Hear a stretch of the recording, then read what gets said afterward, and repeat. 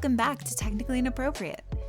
This week, way less calamari, which honestly, I'm kind of thankful for.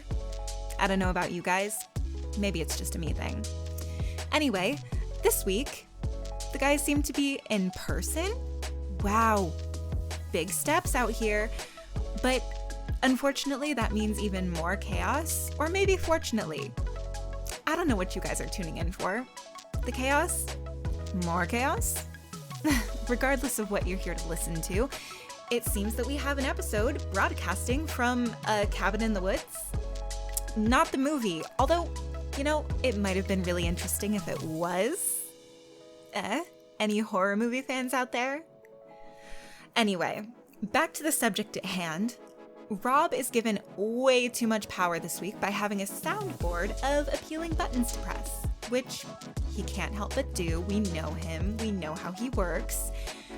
But this week, the real topic is new technology versus old technology. What makes it good? What makes it bad? And is Microsoft still terrible? Some opinions may say yes. Anyway, we're talking about bugs. The slightly less terrifying kind for me. I hate bugs of all kinds, but this isn't about me. This is about technology bugs. Whether tech companies should prioritize new features, bug fixes, or focus on new products. Maybe we'll even answer the question of whether the customer is always right. So, you know, I hate spoilers, and I figure most people hate spoilers, so I'll just let the podcast roll and you can figure out yourself. Without further ado, I'll see you guys at the end.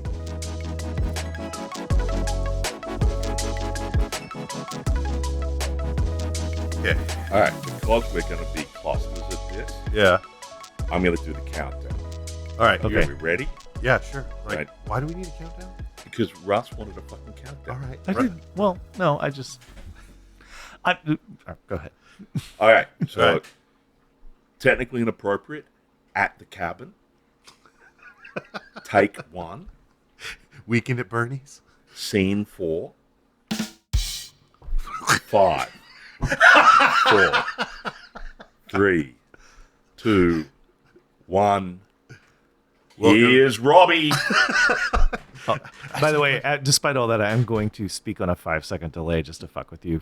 Just to have a good time. So yeah, we are at the cabin. Yeah, just to have a good time. Just to have a good time. I kind of. Yeah, it is weird. We've always done this online, but yeah, somehow we made this actually happen. So here we are in the middle of the cabin, in the middle of the woods. We're At a secure location. That's right, secured because no one would care to follow us here. Anyway, so how's your trip in, Russ? This is Russ working with a 5-second delay. Mm-hmm. Exactly. We learned Well, it's not actually the internet; it's Russ. When people ask me how a trip was, I like to say that it was uneventful. Right. Unfortunately, this trip had an event where the person in the seat in front of me, I had a lovely Jack and Coke, and I had my Kindle up. I was watching my Octopus Teacher, Right.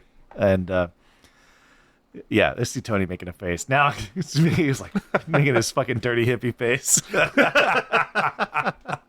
I was meditating. I was doing my mindfulness meditation, Tony. You were making sure your chakras were aligned. That's my chakras were aligned, and the Jack and Coke is really helping align my chakras. Among and this other things. fucker in front of me, I have never seen anything like this in my life. And usually on an airplane, somebody's gonna like crank their seat back and cramp your style, and I'm expecting that. I just assume that I'm the guy that they're gonna lead their seat back. That's not but that's what this seemed like at first. He was like, the seat was moving around, he was bustling around. I was like, this guy's like gonna kick a seat back, and that's gonna be the rest of my flight, and that's just how it is. But I don't know what he was doing. He was reaching for something, or Tony contends that maybe he was having a seizure and it was a life-threatening situation. I like, we were in the car out here to the cabin, and Russ was telling me this story. I said, so what, he was having a seizure? Or it's like, I don't know. He said, well, once then he tells me I got towels and stuff. And I said, well, did you ask the flight attendant if, is he okay? Was he having a seizure? No. My chakras were now out of alignment. I'm incapable of doing That's anything. exactly right. Like, this fucker just starts jumping around in his seat like he'd been tased, and it knocks my Kindle down, spills my Jack and Coke all over me and the guy next to me, and I'm trying to find towels to clean up. This man was dead to me at this point. Like, I don't care. Like, yes, I would have helped assist in his There could Demise, assist in his demise. There could have been body parts Yeah. placed in the lime pit. Yes. Now that I know that there's a lime pit, this would have really changed some of the decisions I made. Yeah. But yes, At least it would have increased the amount of luggage you brought with you. That's but I could have used his bag. Right. So Yeah, absolutely. So it was eventful in that I had some travel or inconvenience, but Wow. I'm happy to be here. The trees are gigantic. This is the first time that Russ actually brought a hammock. Right. I did. And this is a note for a narrator. It was not a banana hammock. It could have been, but we don't know. It's not I a- might have smuggled some budgies. But he actually bought a proper hammock so that he could commune with nature in with the trees, but has decided that because the slope is too much, that the getting into and out of the hammock may be challenging. If there were less booze in the house, I might be more comfortable sleeping on these insane ass slopes. But There's a lot of booze. I don't There's a lot of trust edibles. We're 2 a.m. Russ needing to take a leak. You will find me in the Hood Canal. Can't you probably. just sort of like roll over in the hammock and take the pee? I'm not going to say it's never been done. Under the advice of my legal counsel, I'm unable to comment on that That's question. right. nice. So how about you, Tony? What you been up to? It's been a hot minute. Yeah, I had a good week coming in here. I was out of the cabin last weekend. We were just prepping for this because of the work we were doing on replacing the deck structure. And then I had that classic problem, and I'm sure everyone's sort of had this, where you're going to be away for 4 days, and then some amount of kit you own goes completely Tango uniform on you. Right. And you're like, bugger, I can't fix it now because by the time I get components, I have to be somewhere else. So it has to wait until the trip finishes. Right. Right. And so the bit that went Tango uniform first was the ice maker in my indoor fridge. Mm-hmm. And it started leaking. So I had to track the leak down. Was it an LG fridge? No, it's Samsung. Okay. It's actually a really good fridge, right? It's been fantastic. I really like it. French door, has a little meat, the multi-cooler tray in the middle, right? And the slide out. It's been fantastic fridge. It's a private school fridge. That's right. Oh, yeah. My parents bought it for us when Sarah and I got married. Get Montessori at age 4. Yeah. Went Yeah. through P school. All But, that. it started leaking. So I tracked down that it's actually the ice maker. Speaking of an ice maker the right devil. now. Yeah, every noise in this place, every time you bang the table, everything, it'll all get heard. Right. So hopefully this will all be taken out in Hey, post-production. at least my right? chair's find not out. squeaky. Right. Mine is. Don't do that. The Oh, that chair is- could collapse. Right. That is the creepiest hip thrust I've ever seen. Good thing we're not a visual podcast. So, Continue. so I tracked it down to the ice maker. That no problem. I have the old indoor fridge is in the garage. It has, back in the day, they didn't screw around on ice makers. There's none of this little, 2-inch high tray that ice cubes sit in. No, this tray is 2 and a bit feet deep. Mm-hmm. It's a foot high. It can hold 25-pound ice. You build an igloo. Yeah, pretty much. You could freeze a whale with the amount of ice in this thing. Well, so I'm like, that's no great problem. I have an ice bucket, because I'm a genteel, elegant man. I have an ice bucket. I can just go get ice from the fridge. You bring it inside. I can have my won't fixes trademark. Mm-hmm. That's vodka and homestyle lemonade. I'll have to do that. I'll have to do your website actually properly rolling at some point so we can put all this shit up there. So I had Cocktail recipes. Yeah. had all of this, something's like a problem. Well, I come out to get ice, and there is water everywhere in the fridge, so that the fridge in the garage also decided to commit suicide. And so I'm like, son of a bitch. And it's now 36 hours before I've got to pick up Russ from the airport and come out here. Right. Yep. Now, the compressor isn't running, so that could be the compressor, which is basically an extinction level event for a fridge. Oh, yeah, no. Just Right. get a new fridge. Or it could be the relay on it, or it could be the start/run capacitor on the compressor, or all these things. So I go look at the parts, because I've replaced the relay and the run capacitor before. I'm like, 3 days for delivery. I'm going to be out of the cabin. So no ice, no nothing. So I just turn the ice maker back inside and just tell Sarah, just mop up the water. Oh, that lack of ice is an end times scenario. Yeah. The good household. It's because everyone's gotten soft. Yes, you could stop at the 7-Eleven and buy a bag of ice. It's uncivilized. It feels like the ice maker is a more elegant weapon for a more civilized age. Tony's adjusting his monocle as he says that. Say, geez. How about yourself, Rob? I don't know. I've started taking two things. First, I want to start off. I started playing darts. I'm not good at darts. Now, real darts or lawn darts? No, they got rid of the lawn darts. You can't do that now anymore. That doesn't mean you can't spin up your own. It's underground illegal dart. It's basically a brick with like a needle attached to it. Really is. Right? Yeah, what could possibly go wrong? I remember having lawn darts, and I remember having a lot of fun with them. But I don't no one ever had one sticking out of its head. But maybe I need to get in a lawn dart. The story is I have no memory of having lawn darts. Those things. No, I remember having them. Is this part of your Anglophile journey to become ever more impossible playing darts? Maybe. I don't know. No, he just likes the ability to be able to go, and 180.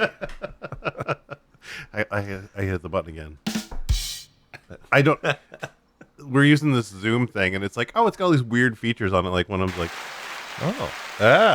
Can we like auto tune ourselves? maybe not till later.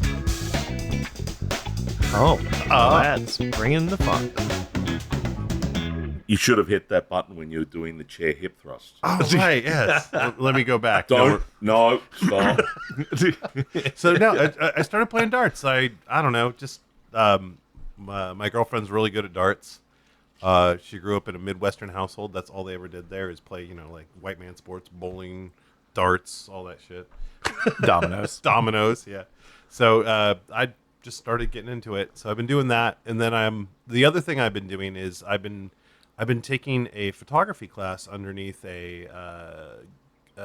someone out of New York who's really famous and all that. And I've been in the class for about 2 weeks now, and I'm just trying to get used to how he takes pictures, I guess, and what he expects in his class. And I'm looking at some of these pictures, and I'm like going that from the other people in the class. I'm like, this isn't interesting to me or anything like that. And he's like, yeah, this is cool, or this angle's good, and I'm absolutely feel like I'm back at ground zero. I feel like I had a good style and things I liked, but now this guy is like making me question it all. I'm like, is this just full of shit? How much of that is artistic versus understanding the science of photography? Oh, this is fully artistic. Like, because we're talking about blowing out light and all kinds of stuff like that. It's absolutely angles and what makes sense with the structure with a shot and composition. It's subjective. So right. Yeah, the instructor may have a checklist, right, mental checklist of what they're looking for, right, but it's a subjective one, and you could have a wholly different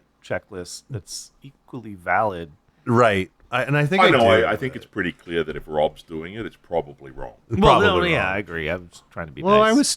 I was studio trained for photography, right? Like I take model shots with all the lights and the speed lamps and all that stuff. That explains why you wanted me to bring all my lingerie to the cabin. And that also explains the lime pit. Yes. We have not. We are at the place of reference now, but as long as we don't get to the trophy taking part of this, I'd like to return home with all my fingers and toes. That's right. So maybe we'll see. So, but I'm going to lean in and learn kind of how he wants to do things because there's probably something in it. But right now I'm in that moment where I'm like, what the fuck am I looking at? What am I doing? Perspective. Yeah. But you're absolutely right, Russ. It's art is completely subjective. Yeah. And what like I'm not a huge art person, but what you like as art is what you like as art. Like, Yeah. Do you like a blue T-shirt or a green T-shirt? Right. You know, And welcome to Artistically Inappropriate. Yeah. No, but my Our wife, side channel. my wife works in an art gallery, Right. and with some really talented artists. And what I've seen, we've gone to some things where they will have like a garage sale event, and I start talking to the artist, and they're good, right? And they realize, Yeah. oh, okay, you're drawn to this and this and this. You know, as you're flipping through these stacks of canvases. Mm-hmm. I now have a read on what your vibe is. And so it's not really even a question of, is this a good piece of art or a bad piece of art? Is this something that resonates with you? And the ones who are really good that I've interacted with, it's a really interesting interaction that I hadn't had before, where they honed in on these things you said you liked. Let me show you this. Which, by the way, cost several $100s more than the shit you were looking at. I'm like, sold. Let me have it. so as long as you stayed away from the art critics, Yeah. right? I remember when I was at the college, there was it was a senior person at one of the Australian theatre companies and she wrote a play that was called, it was something like, and I don't remember the name of it, but it was like VX 19874 or something, and it was about her grandfather who had served in the First World War, and so she invited some of the corps to come and attend the play, and so we came and in full uniform and attended the play, and sitting in the row behind me with the art critics, and I'm watching this, and I'm like, it's disconnected crap, right? Right. It is just random shit happening on stage. And there's no thread, there's no story, there's nothing I can follow. The art critics behind me have a 3/4 mongrel, right? They're talking about, you can see this thread of like the story and they're talking amongst each other. I'm listening to what they're saying. I'm like, Just pulling this out of their ass. there's no. So she then invites us a banana taped to the wall. to the after party. Right, we're having beers, and she introduces herself, and I said, "Excuse me, ma'am, I'm sorry to ask this question, but I watched clearly I watched the play. Was it just a random series of things you threw on the stage?" And she's like, "Oh, absolutely." Right? There's no higher lesson to be. She's like, Right. These were all Oh, my little tiny. They were meant to be like photographs of her grandfather's life, Uh-huh. right? And so these guys behind me were telling this story about it. You can see the undercurrents of this and this type of thinking. I don't know. No, she's like, yeah. So stay away from the art critics, I guess. Yes. Yeah. Just watch documentaries. Yeah. But yeah, to that end, there's like one or two people that are in the class that I really think are good, and I like what they're doing, and he's finding things within that. But there's other people in the class, I'm just like looking at this, and I'm like, either he's just trying to hype them up, or he's like, you paid a bunch of money to come work under this professional, and he's trying to figure out something to do with it. Yeah. I can only imagine once he gets off Zoom, he's just like, Jesus Christ, what am I doing? What went wrong in my life to have Exactly. this bunch of people? Be my fucking students. But because I do feel he's been a little more critical on me, so I can't tell if it's either he feels there's something I could work with here, or Or that you just I'm really the worst. suck. I am really the worst. So that's my world. So what's our topic today? Our topic today: 5-hour hockey games. 5-hour hockey, 6 hour, almost 6 hour. 6 hour Yeah, hockey go games. Panthers! By the way. For those of you that don't know what day we're recording this, that's a clue. A clue right here. Okay. Sorry. I was about to say that'll never get old, but I can see how it would very quickly get Quickly get old. I'll just play the laugh track. Boom. Yeah, the laugh track one's the easiest. It's like in the go. Anyway, new technology versus old technology, and why the fuck don't we fix shit? And I want to start with the fact that Windows is still terrible. So for given value of terrible, right? Is it? I don't know. Well, so there's a reason. So Windows 10 still has problems. They're on to 11, and they've added all new problems. But you're never gonna release software that doesn't have problems, right? Sure. So if you know, Well, not if you make money from the upgrade cycle. You're not. Yeah, that's true. Right. If you're not, if you're a part of the problem, why not be all of the problem? I don't want to be. But I do think it's amateur hour. If I solve your problem, I sell it to you once. That's right. Right. This is the consulting demotivator poster Right. that says, if you're not part of the solution, you can get rich prolonging the problem. Or making a subscription service. But well, now I fucking lost my train of thought. Sorry. I don't know what I was gonna say. I don't know though. Like Windows is wildly successful. So yes, but you're always gonna have. That's what I was gonna say. Amateur hour in the red flag is when you have somebody, some PMO asshole joins your project and it is adamant that there be no bugs in the software that you're releasing. That's not how this works, right? There will always be bugs and problems, right? There is bulk close. Won't fix. That's what won't fix. Yeah. What is that? Lemonade and vodka? What was it? Won't fix? The won't fix is the homestyle lemonade and vodka. Yeah. Yes. Okay. So the three types of problems were like no repros, which are Jack Daniels and Coke, AKA works on my machine. right? Well, yeah, AKA you wrote a shitty bug. Like Right. you did not tell me. You did not. You just said this doesn't work. Well, I need some stuff yeah. to reproduce. Bugs. Sometimes it's the dev not bothering to actually follow, right? But yes, bugs can be shittily written, right? So the So no, Jack Daniels and Coke is the no repro. No repro. The won't fix is the vodka and homestyle lemonade, and the by design is a vodka and ginger ale, right? And so the difference between for our listeners between a won't fix While they're making their drink. and Well, you have to understand the cycle of things. Yeah. So say Rob comes to me and says, I have a, he submits a Yeah. bug, sends it across to my team. yeah. I look at it. I have one of my devs, I know like the bug. I know what it is. I know we're not going to, this thing is, Yeah. We can do shit it's a with it. turd. We're not going to fix this, and we can't polish it. Right. So I reply, close, no repro. Right. Because he didn't fill out the bug report really Yeah. well, I can sort of fudge that and get away with it, right? So he gives me like 785 bullet points, exact software Right. config.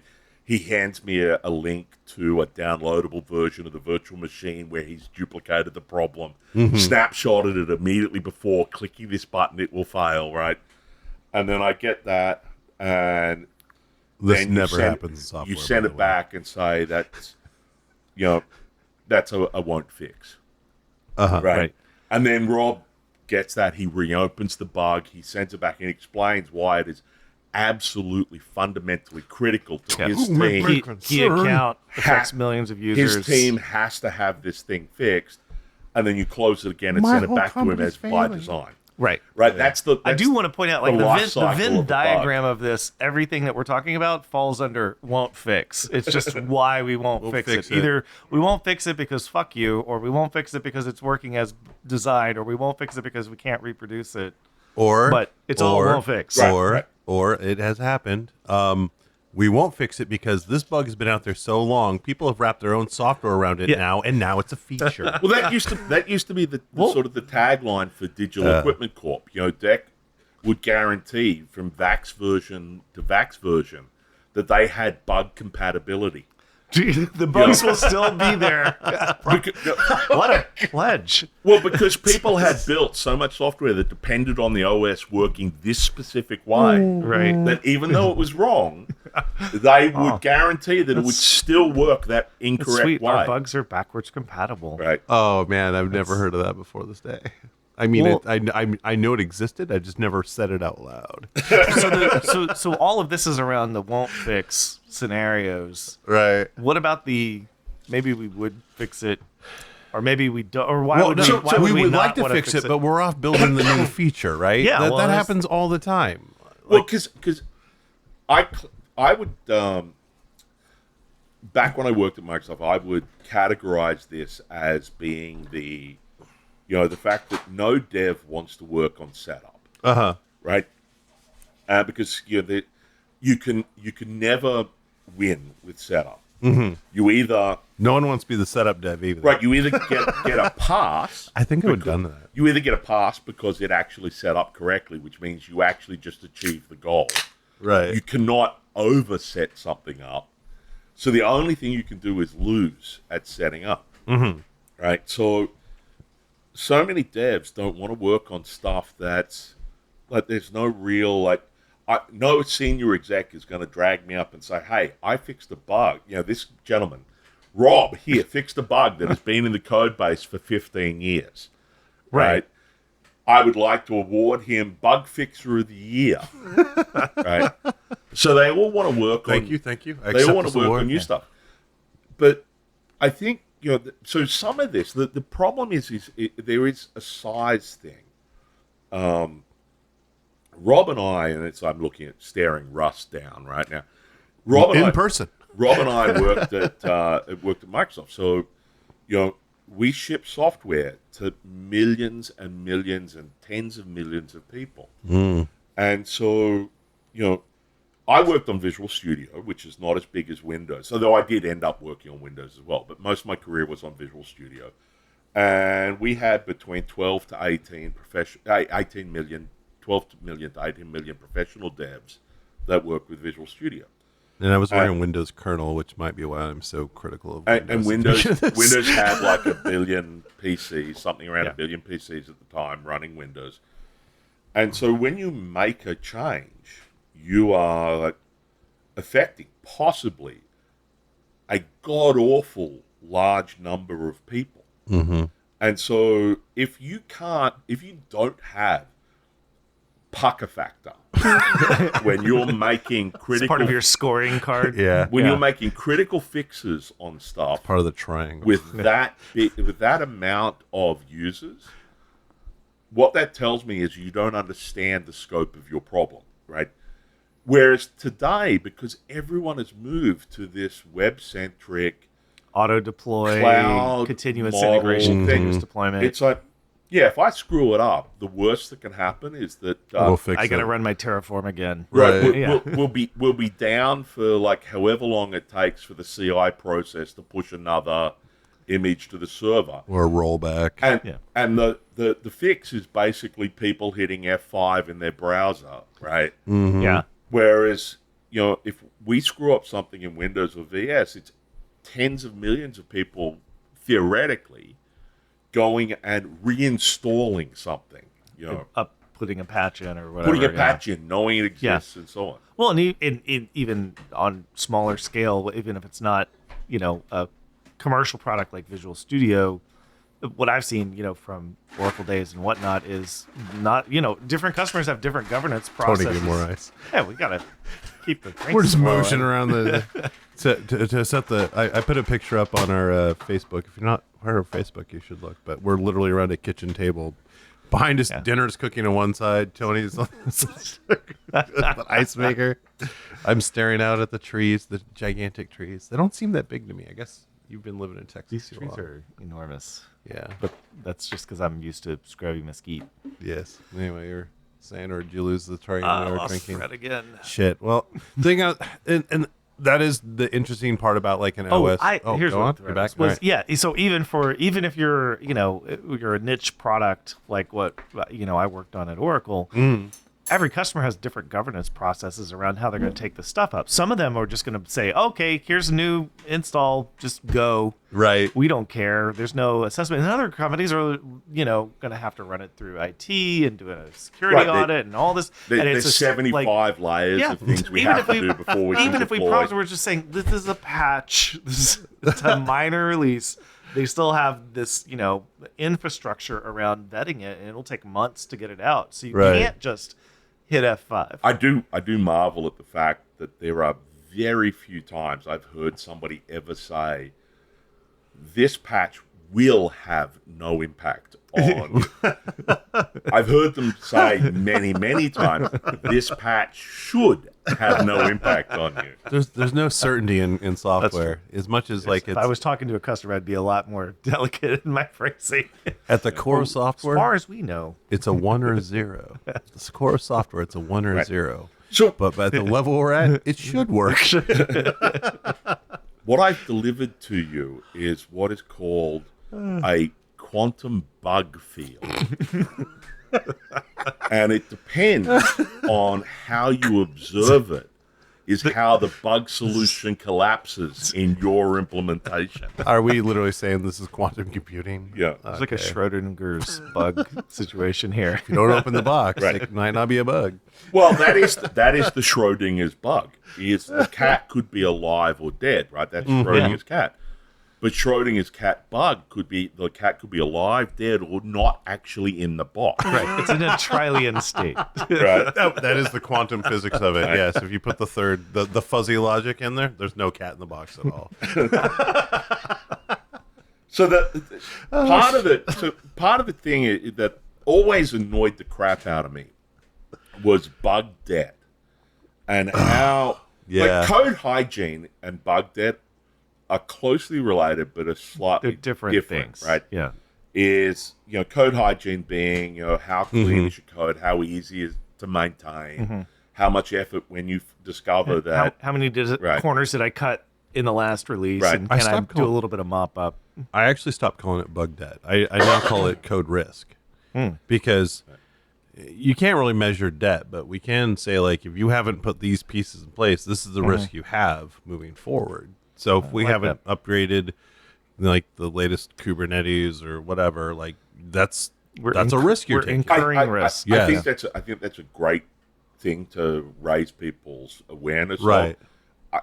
I still think bug debt is a less broad version of that. Fair enough. Yeah. Because I'm specifically referring to the shit we know that is wrong in our product, right? That we have not Yeah. fixed.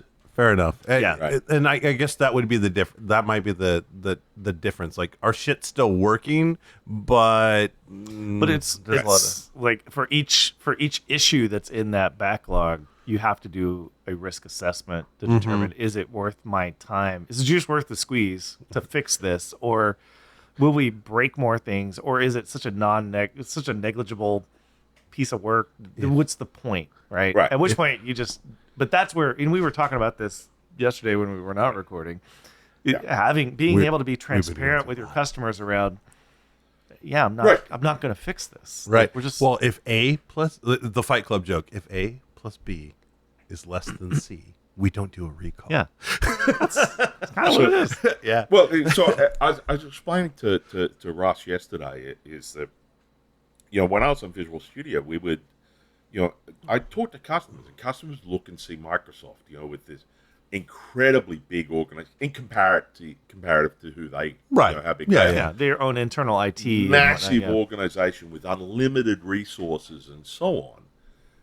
And so they would often struggle to sort of understand, well, why don't you fix that? And I'd say, well, yeah, I own a very small part of Visual Studio. Visual Studio was 50 million lines of code when I was on it.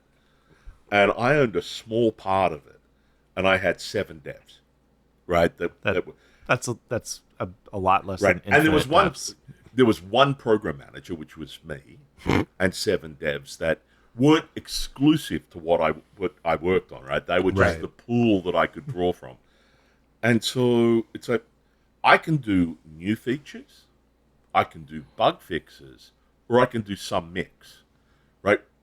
You, Mr. Customer, need to, you have to understand that we can't just do bug fixes or new features.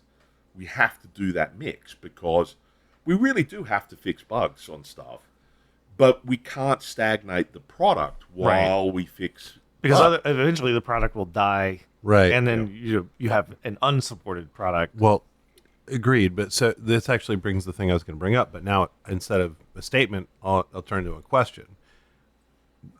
Usually the reason we drive towards new features is to bring in new customers. where's the line between like making sure that your current people on this are working versus the new people coming in? You always get that sweet software deal or whatever when you get the new phone and all that stuff. But like, how's that working software here? But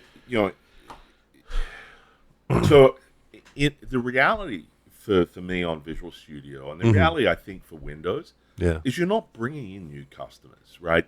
What you're actually doing is responding to new customer needs. Have you worked in SaaS products much or anything? No. I don't think so. No, Because that's usually what it is. Like, I've built a few SaaSes, and now I've kind of accidentally backed my company currently into running a SaaS now, which we're doing.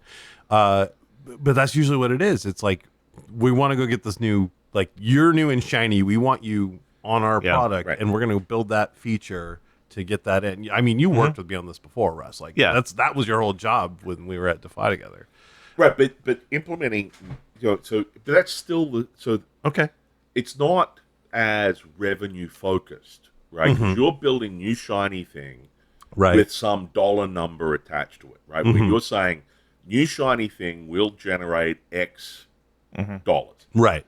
I'm doing, on VS and Windows, I was doing new shiny thing because X number of our customers that currently do this, currently using our product, now want to do this thing, right? Gotcha. And if they can't use Visual Studio to do it, they'll go use something else, right? And it's not as sexy because there's not a top level budget line that you can say, if you give me 4,000 devs, I will generate $1 billion. Mm-hmm. The reality is, if you get 4,000 devs, you'll generate a couple of $100 million and an enormous amount of bug debt. And an enormous amount of unhappy employees that all Right. Sorry, I've been playing COO too long. Continue. So it's all just sides of the coin. Yeah. Right. Now it's like the D20 of coins. Right. But it's the Critical Role. Yeah. They're all same things. I'm doing things to keep your customer. I'm doing things to enable you. You're doing things to get new customers because they want to do this. Right. We're doing something. You can't just simply fix problems, because if you fix problems, then you're not doing this, because nobody has unlimited resources. Everyone has to make that choice. Yeah. And it becomes a very hard thing to make that choice. And Russ made, I think, the key comment about this, which was having that transparent discussion with your customer to say, look, I'm just telling you the truth here. This is what it is, right? I'm happy to take your feedback, and I will compile it to the feedback of every other customer I get, right? And by the way, you can be open and transparent about that too. We do this. I've seen us do this in my own career, which is oftentimes, it's not that we're setting one customer up against another, but it might be that one customer has some insane ass security feature that they want, and that's not a bad idea.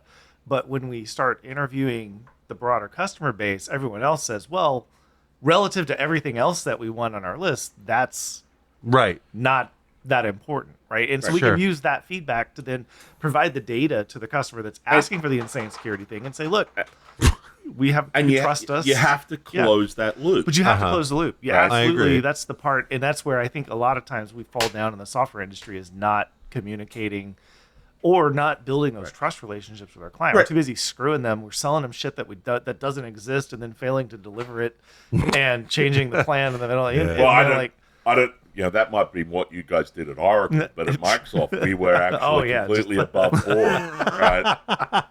Yeah, totally. That's why we've had multiple lawsuits, including being. So I was material we witness? will not talk about the fact that I'm in federal evidence. Let's move on.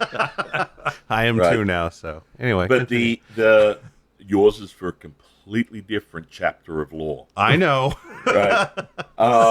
That's the last time Rob exposed himself at work. I was very happy, when Visual Studio adopted user voice. I thought, this is great. We can have this voting conversation with our customers. And I saw too many teams, they would, people would vote on these things, and they'd never say anything. And I would always try and go through and close items and just say, look, it's a great idea. I really agree with you, but for the way the product is architected today, it is a lot of work for the same. What we need to do is fix some other problem first, and then we can come back. So I'm going to close this, and I'm going to tell you why I'm not going to do it, rather than when teams ended up along. Well, teams ended up with so many items open that they would just bulk close things. By design. When I ran triages, I was hardcore about the fact that every bug that comes in must be closed with a response to the customer telling them why we are taking the action that we are taking. Right? Yeah. And every now and then you'd get a bug, you'd say, yeah, we're going to fix that. I cannot commit to you what release it's going to be in. Right. But it's on our list of shit to fix. Yeah. Right? Yeah. And then some bugs we said, we're closing it, we're not going to fix it. Terribly sorry. And ultimately, those conversations help build the trust, right? Those conversations, even if it's not what they want to hear in the moment, Right. It helps build that trust relationship that, okay, yeah, I get, and maybe even I feel offended that you're not listening to me, but the thing at least is, telling me. because you're responding, you're showing you are listening. Yeah. Right? You're listening, you understand, you know what the problem is. You may not be able to help. Right. But I point out, and I've had this actual discussion with, I've eventually called on the phone some customers that were going, a tad postal about stuff. Atomic. And I've said, look, because you call them, you know who they are, you have their email, that sort of thing. Yeah. I'm like, okay, your company produces ovens for the bakery industry. And I make up an example. Would you, you wouldn't just, if a customer said, I don't like the shape of the doors, why don't you give me new doors? You'd explain to them. And then once you point it out in their industrial terms, a lot of these people would walk back off the ledge and go, okay, I understand. I'm not happy that you did it. I'm not happy with what you're telling me. But I do appreciate the fact that you actually eventually reached out. And I think there's an awesome amount of value in closing that customer loop, even just to say no. Yeah. Actually, that's a good point. Two things I want to get through before we, aka, land the plane.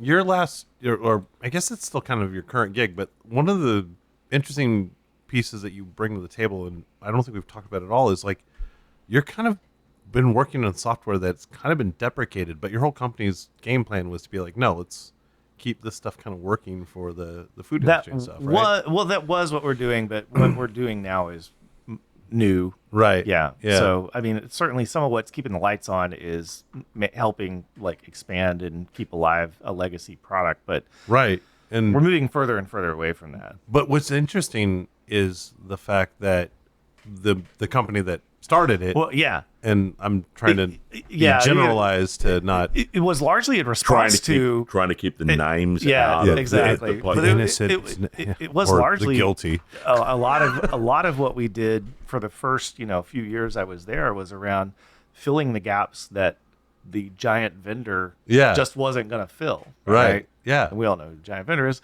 Yeah. But, they just were we're not doing this. Once I said, Oracle, come on. Damn it. But it also makes perfect sense, right? There is no reason why Oracle would want to fill these niche solutions. And then But some of the customers involved were.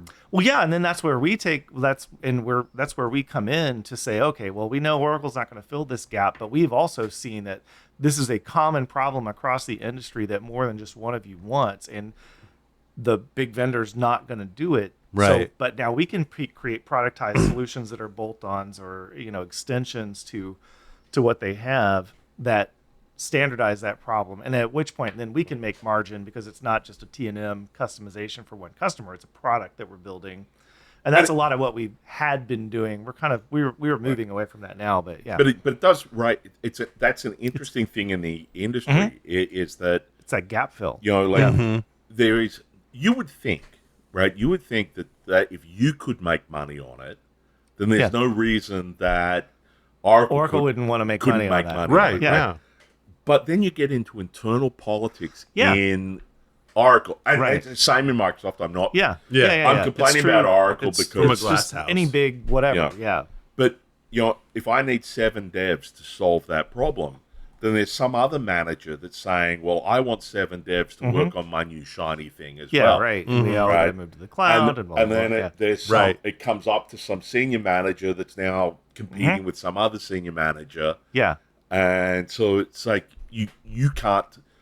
Oracle, Microsoft, IBM, Google, Facebook, whatever, can't take advantage of that because they don't have the internal flexibility to be able to Right. address the issue. Right. Which is, I mean, and I think this is, I mean, I feel like the system is working as it should, right? If you build enterprise software in a way that's extensible and customizable, that could be what you license and support. And then you're basically creating industries or space for Right. people to come fill in the gaps and do the more iterative, adaptive type work. So the bit that I worked on Visual Studio was extensibility. So it was all the area where, well, it was extensibility and file new. We laughed about the thing. It's like, people would get there, and if I said to like the average person, I said like, I was the program manager for file new. I was also the program manager for help about, but Oh, you didn't mention that. people would like look at you and say like, file new. Like, why is there a person? Like, so stupid to say. Even one person. One person, and then you sort of like, okay, 45, 50 million lines of code, right? Bro. There's an entire template engine in there. The whole thing is, it was written by 3 devs in black robes with satanic symbols on the bottom of the floor and several gallons of pig's blood, right? And there's all this stuff and everything. So, but it seems such a simple thing, and so when you start looking at extensibility, it's that same. It's not that same area, but I would deal with all the partners that made code checking tools and programming tools to assist developers and so on. And it was a big thing of what I would do every year and every release is I would tell the partners, we are going to enter this area, Yeah. right? Right. Because your product offers code completion, and that's now just a table stakes. Every dev tool, every IDE in the industry does statement completion, right? We're going to enter that area, and I'm sorry, but you're now going to be competing with what we Right. now. Your solution is going to be way better, right?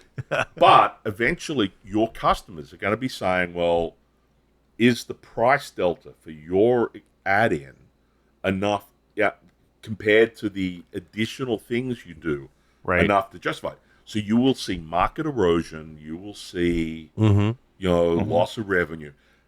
But when you had to have these discussions with your partners, People are going to start using Vim.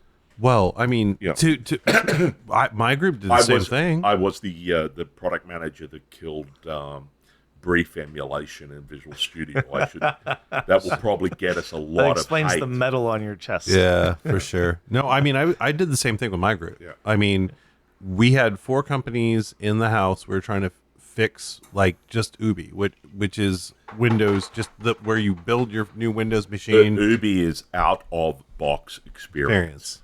Right. And just all the stuff that happens with that. And we had these companies in there because we're like, you're making us look bad. Like the amount of time it takes to boot up, all these things, all the craplets you put in there, all these sales pieces you get where you bring in the next virus protection program or whatever, and it's just ripping the entire experience apart. You can say McAfee. McCaffrey. Sure. I'll take him to town. And so we tried for 2 years with them. We called it the Colors Program, and we brought in 4 of the big groups. You can imagine who those are. One starts with a D, S, and H. Shit. Anyway, at the end of the day, it didn't work out. So we made Surface. That's what we did. And we had to go back and say, yeah, we're going to make our own hardware Well, now. so a lot of people, a lot of non-technical people don't understand the price dynamics of the PC industry. Right. I don't know what it's like now because, I've been out of the company for many years, but it used to be that almost all of the big OEMs would sell their hardware at a loss, right? The cost for them to create the desktop or the laptop or wherever cost them more than what they would sell it for. And they would make the money back by including the Deals. The craplet vendors would, I will give you $1 to include this installer on your machine, and I will give you $5 if you pre-install the trial version of this on your machine. And that's how they got their margin, was by taking that money. And meanwhile, people are raking us over the coals saying, why won't you fix Windows? Why won't you make it faster? And it's like, it's not us. Yeah. And so this it is because... Well, it isn't. No, because... it was it's not your department. It was Microsoft, because I had this exact argument, right? And what I proposed was, we never got past like more saying, look, this sucks, why don't we fix it stage. Where I said, look, there should be an ability to for a user to specify what they want on their machine and hold that as part of their Microsoft account. And you see a little bit of this today where, if you reinstall a machine during the Ubi, it'll pop a thing and say, hey, would you like to reinstall this version of your machine, right? Right. Yeah. And this is sort of what it's doing. And I would say, well, I should be able to say the list of installed apps on my machine is this, right? If these apps come from the Microsoft Store, then you should be just able to install them, right? And as part of my install process, I should be able to log in with my Microsoft account, say this is what I expect from the Microsoft Store on my machine. And that really didn't get anywhere because it was not popular with partners, it was not popular with OEMs and so on. I probably could have taken a bigger fart in a phone booth and gotten more people to sign up for it, right? But it's... And I'm just a peon, right? So I was just a peon in the process. So it's not like Sanofsky was having this discussion with Gates and they decided not to, right? I worked for Sanofsky. It was interesting. Anyway. But, this whole... You end up coming back to the whole point of, do you fix bugs? Do you add shiny new things? It's a hard choice. I think the only way you can deal with it is by getting real data from your customers and by closing the loop on the communications you have with them to make the decisions. And unless you do that, and this is why I'm not a fan of agile development. Oh, really. That's a whole other topic. Well, because they don't deal very well with bug debt. They don't come back and look at Is it actually the agile that doesn't? And that's so maybe I was going to say I want to land my plan on this, and you keep walking into all the right things. You could argue so. When I say I think it's an agile problem. I think it's when I say problem. agile, what I really mean is that point in time at Microsoft we switched from waterfall to the agile model. Right. And it changed the entire dynamic in how we wrote software, how we spec'd it, how we built it, how we looked at bugs. The point that I was making to Russ yesterday when we were talking about this was when we would do a release of VS, I would, for extensibility, I would go get every bug we marked as won't fix the previous release, and I would reactivate them and put them in our list, and then I would have us... Good on you. That's not normal. No, I know, but I would have the senior devs from that group of 7. This was interesting to me because what it implies is that won't fix doesn't mean never fix. It just means won't fix. The second pass is when you do the really never fix it. Yeah. Right. And that's when you have the conversation. Right, because until you've staked it to the ground and sprinkled holy water on it, it's not really dead. Right? And so, I would get, and we would go through It's actually this true. stuff. You've got 3 saving throws. Right. Right. I'd go through them, and then we would take stuff that we were going to do. We decided that were important enough, that were too big or too hard, or for whatever reason we didn't do them in the previous release. We were going to do them in this release. And then there would be a bunch of stuff that we would just close, won't fix, change the priority from like a P1 now to a P4. Everyone at Microsoft knows that, like, if somebody turns up, if some new program manager turns up in a meeting with an Excel spreadsheet that includes like a P3 or a P4 in it, Well, why are you wasting my time? Yeah. you are brand new, aren't you? You shiny little thing. Aw, You that's summer cute. child. I Just wanna lo- tussle their hair. I love your like Because he still has hair. gumption and desire, and your lack of enthusiasm, cynicism. right? Yeah. Everyone else is like, yeah, okay, this is P3, done. Yeah. Yeah. Ones and twos are always the one that gets fixed. Yeah. So and twos will get the bullet about one milestone into the product. Right. Yeah, bam, done. right.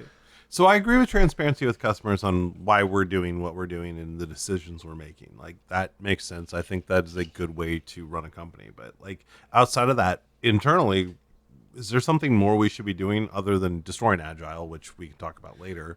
But like, the actual budgeting to improve. Well, so this comes back to the fact that you have to look. If you blow up to the 50,000 meter view, well, Meter, foot. Yeah. because we're going to Yard. use metric here. Well, I'm doing. Hold on, I got to do conversion. real That's quick. that's roughly 150,000. We're Americans, you son right? of a- Yeah. You can continue to use Imperial. I have no great problem with that. Yeah. I do want to know though, like you guys fought a war of independence and you threw the monarchy out On the. and you kept the measurement system. See, in Australia, we kept the monarchy and threw the measurement system out. Because Right. because we're American, we don't have to answer that question. So anyway, back to the Yes. the, we the weren't so- founded by a statement bunch of we had. criminals. So, Right. but when you Too come, much English criminals.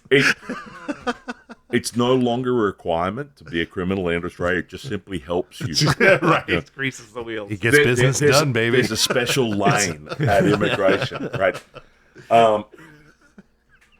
When you come up and look at the problem is funding, right? That's really at the end of the day, every company, the problem is funding. And when you get to that funding level, it's like That makes sense. people will argue, it's like, that if I spend $1 and I make $1, that's better than me spending $1 and making 50 cents. Right? Okay. Yeah. And so I agree. the problem, I think, is that the shiny things costs are nebulous and not proven. Right? So they're always the golden ring you could reach out for. Yeah. The Right. bug debt, the fix problem, and so on is a known cost that can be articulated, Yeah. and what you can lose, the benefit. So, like, what it would cost you to fix it, the benefit of it is an opportunity cost that you can't hard articulate. Right. You can it'll decrease. We used to call it CSAT, which was customer satisfaction. Yeah. Right, it might decrease CSAT by 0.1 if we don't fix this. And some other team would say, well, if you do our thing, it'll increase satisfaction by 0.1. So then management would go 0.1 minus 0.1 is 0. So if I do nothing, we're basic. I'm Right where we incentivized left it. to lack of action. Right, if I fund these guys. Right. Well, it also Yeah. seems dangerous because part of what I'm hearing you say is that the new features are amorphous. We don't actually have a good sense of what it's going to cost us to build it, and we don't actually have a good model for what it's going to make us. Which Hi, Russ. I'd like to introduce you to business. Actually, which is where I'm going to land on this one. I think Tony's got a good point. wait, And let's derail him one more time, Tony. what? But anyway, the thing. Now, that just sounded like people in an airport saying, Yeah. moving around. but Woohoo, we're boarding. yeah, exactly. And but the point I wanted to land on is, if customers really wanted it, and if they were willing to put money into it, to where the people who were building the software could incentivize that over the other, would that change the, Hi, Rob. the game? I would like to introduce you to business. Right. Look at But no, they want the shit cheaper. They My want it co- as cheap as possible, and then like, why are all these problems in it? my No. canonical example for this. It was Sydney. I think it was Sydney Water or Sydney Electricity. It was one of the they offered people a choice. They could either buy this product that would cost more, but would be better for the environment and all this stuff. And they pitched all of this. And we'd go, if enough people sign up, we'll go out and we'll build this and blah, blah, blah. But you got to pay for it now, right? You got to, or you could just keep doing what you're doing. Right. Polling, 78% of people are like, let's go build it. Yeah. People that paid it on their bill was about 0%. Right? Yeah. And this is like, we can do a whole nother podcast on air travel. We'll have to. Right? But you look at like Russ has had problems. air travel is exactly like this. It's a race to the bottom. Yeah. Customers want to pay the smallest amount of money they can and get the most benefit. There's nothing wrong with that, right? That's economically rational. But they're going to engender the product delivery. Their user experience is going to degrade Because of and they blame the airline as opposed to their own Spending choices things, that they're right? making. Right. Right. And so it is what it is. It's like, nobody wants to work for free, right? Yeah. Yeah. You look at like I'm not a charity. I don't know if you guys are, but well, I'm not. And people will say open source Rob software. LLC look at wants those. money. The open source software community works free. It's like, yeah, that's a hobby project, Yeah. right? Yeah. The Do you guy- really want to make your entire enterprise dependent upon Well, one some- dude in a basement in Ohio? There's some fantastic software that they develop. Sure. And we can get into that next time too. But a lot of the big projects are highly funded by corporations. Yeah, it's You true. know? Well, my company absolutely funds open source. Like we spend Right. millions a year to help open source because that's what becomes And, second to it. and there's no yeah. problem with that, right? But people are being paid to do that. I work with a senior guy that was at MIT. We'll wrap this up. I work with a senior professor from MIT that came to work for Microsoft. Let me spill you a And- drink. And he made the statement. He said, I would like to be paid to write software. I don't want to be paid to support software. Right. Yeah. Well, everybody, that's the dream, right? Yep. I would love that. Well, Shit. all right. Matt, Put the wheels down. Jim, absolutely. Cup over here. Ching, ching. First in-person podcast. Appreciate y'all. And with that, we'll leave on the Funky Mondays. Yeah. Now it's just gonna get weird. Somebody get the lube for Russ.